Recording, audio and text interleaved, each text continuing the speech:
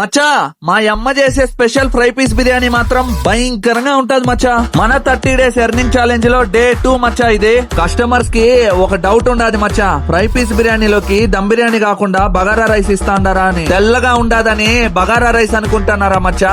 అస్సలు కాదు మచ్చో. ఫ్రై చేసిన మసాలాల్లో చికెన్ ఉడకబెట్టిన వాటర్ పోసి ఆ వాటర్ లో రైస్ వేసి చేస్తాది మచ్చా మా అమ్మ, అందుకే అంత టేస్ట్. దాని తర్వాత ఉడకబెట్టిన చికెన్ ని ఫ్రై చేస్తాది మచ్చా. ఫ్రై అంటే డ్రై రోస్ట్ లాగా మచ్చో, దాంట్లో గ్రేవీ కూడా ఉంటది. అది గన రైస్ లో కలుపుకొని తింటే ఉంటాది మచ్చా టేస్ట్.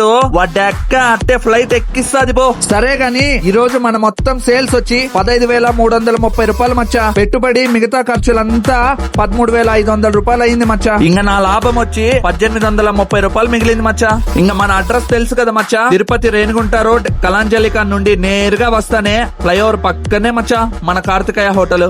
సరే గాని రేపు మాట్లాడదాం మచ్చా.